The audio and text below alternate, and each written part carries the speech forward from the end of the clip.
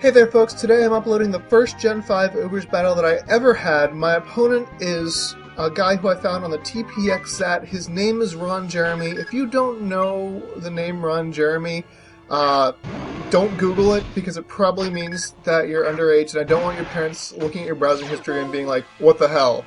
So anyway, I lead off with my avocado as he leads off with his Zekrom, and he's going to go for the outrage first turn, and I think I can take that because I'm steel type, and I'm hoping that I can one-hit KO with an earthquake. And so avocado goes for the earthquake. I don't actually take that outrage as well as I thought I would, and I don't KO. He survives with just a sliver of HP, knowing that I can't take another earthquake, and really not wanting to lose my spinner quite this early. I'm going to go ahead and send out Gondwana, the other really bulky Pokemon who I think might be able to take the outrage. So this is actually running Adamant Max Attack, Max HP, so this isn't the defensive variant that is more common, just because I wanted it to hit a little harder. My opponent's going to swap into Mewtwo. I'm pretty sure I predicted that switch, and so it was only a 2-turn outrage, and so I just go for the Stealth Rocks, just because it's going to be nice to have Rocks up against his team. I don't think anyone on his team is particularly weak to it, but just it should cut down on his switching a little bit. He sends out Mewtwo, and I'm going to go ahead and send out Onion, because I really have nothing to deal with this Mewtwo, and Onion is completely worthless, or rather, I don't have a safe switch into Mewtwo, and Onion is basically worthless since he's not running a rain team. Yeah, my Ludicolo was a great idea because it's such a great counter to Kyogre, but if there's no Kyogre, then it's a completely useless Pokemon. I have actually, since I've finished revising this team, I think it'll do a lot better. I basically had a lot of input from the folks over at the Smogon Rate My Team forum, and my team, I believe, is better now, and you should see it in a few battles. But anyway, down to the battle at hand, I go ahead and send out Booth, my Reshiram, go for the Blue Flare, but he sent out his T-Tar, got rid of the Sun, and thanks to the Sandstorm, his special defense is doubled, so it's no wonder that it didn't really do that much, although it actually did a fair chunk considering. Anyway, Gondwana is kind of the perfect counter for T-Tar, and so he goes ahead and sets up Stealth Rocks this turn, and he's going to switch out this next turn, quite obviously. I mean, why would you stay in on a Groudon? So he's going to call back his T-Tar and going to go ahead and send out Zekrom just to die from the Stealth Rock damage, just for the free switch initiative. I mean, now he doesn't have a spinner on his team, I don't think, so it was basically dead already. So Gondwana's going to go ahead and recover a little bit of HP, and right now I'm feeling pretty good. Like, I feel like we're, neck and neck and doing okay. I've taken down one of his Pokemon. I feel like I'm playing alright, and the only Pokemon that I lost so far was Ludicolo, who's useless anyway. I'm going to go ahead and send Booth out here. Basically, I'm thinking that I'm basically trying to bluff a Scarf.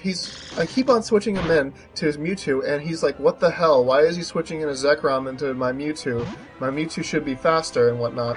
So, I do successfully scare him out. I go for the Focus Blast here, thinking that he'd send out T-Tar. Instead, he sends out this stupid freaking Gastrodon. And I'm like, oh, well, okay, it looks like it'll 2-hit KO, so as long as I don't miss the Focus Blast, I should be okay.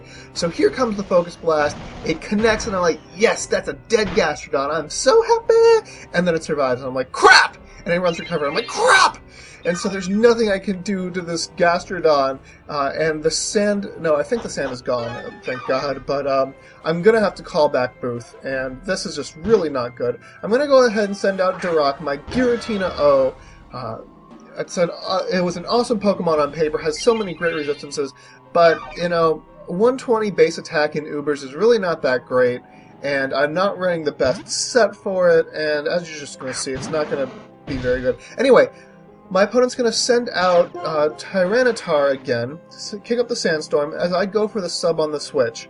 Now, that's okay by me. I think I can KO this guy with an Earthquake, and that should be great. I won't have to worry about his Tyranitar anymore, and I can win the Weather War by getting my Groudon out, and then once I've won the Weather War, Blue Flares will be awesome. Anyway, Earthquake is not enough to KO because I'm not running Max Attack. I'm running this stupid Gen 4 set that, I don't know what the deal is. Maybe it is Max Attack. I don't remember. No, I think it's 216 attack for some reason. But yeah, I don't KO, so useless. My opponent's going to send out Arceus as I go for another... I actually go for the Outrage here, predicting a switch. Not predicting a switch into Arceus Steel type. And I'm like, oh wow, that did a lot of damage. That was a crit. And it's an Arceus. Of course it's going to carry the Recover. And here he goes for the Recover. He's obviously faster than me. And I just got nothing to do to this Arceus. And I'm actually still going to stay in. I'm locked into Outrage, so that's why I'm staying in here. And look at how little that Outrage does. It is resisted after all.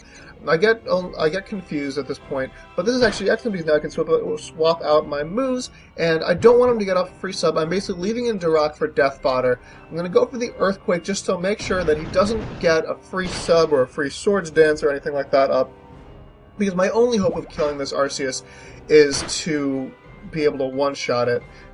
So anyway, yeah, he sets up another sub. I snap out of the confusion, which is excellent. Go for the Earthquake, but the thing is, he can quite easily recover stall me out at this point. Because the sand is up. If I'd switched into Groudon, probably the best move would have been to switch into Groudon, because I'm not sure what he's running, but there's a good chance I could have walled him with Groudon.